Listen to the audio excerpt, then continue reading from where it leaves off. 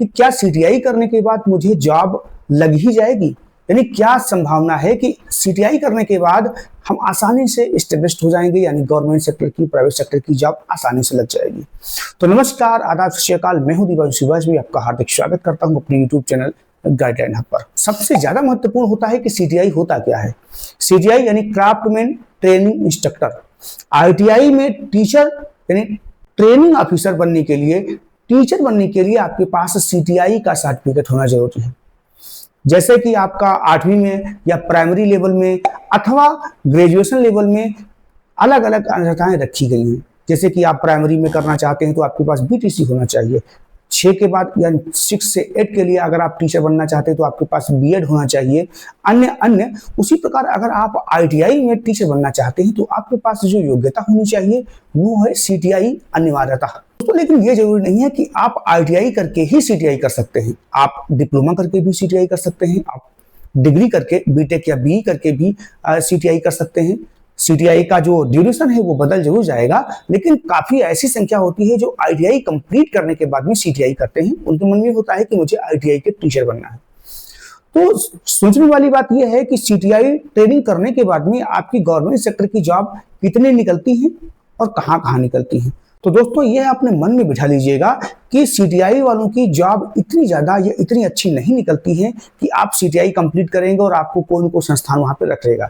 Private में बहुत मारामारी होती है, बहुत कम सैलरी में आपको काम करना पड़ता है।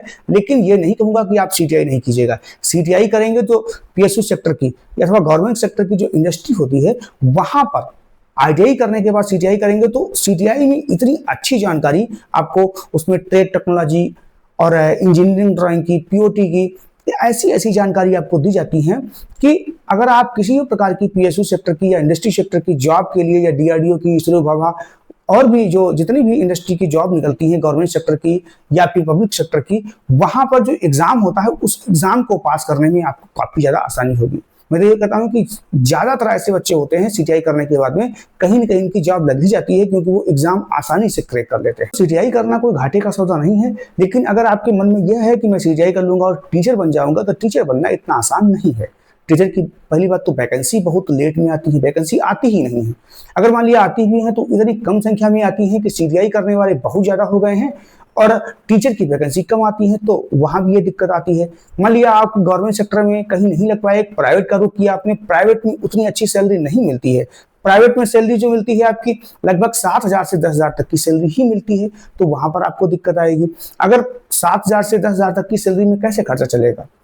तो ये सभी बातें होती हैं कि अगर आपके दिमाग में है कि सीटीआई कर लूंगा तो मैं कहीं न कहीं जॉब पा जाऊंगा। टीचर की जॉब के लिए बहुत ज्यादा मुश्किलें हो सकती हैं, बशर्ते अगर आपने अच्छी तरीके से ट्रेनिंग ली है, अच्छी तरीके से आपने ट्रेड टेक्नोलॉजी को, इंजीनियरिंग ड्राइंग को पढ़ा है और अच्छी तरीके से पूरे प्रैक्टिकल कवर किए हैं, तो गवर्नमेंट सेक्टर की जो इंडस्ट्री की, भाभा, इसरो, डीआरडीओ आदि में जो जॉब निकलती है वहां पर जॉब आपकी आसानी से लग सकती है। निसंदेह इसमें कोई संकोच की बात नहीं है।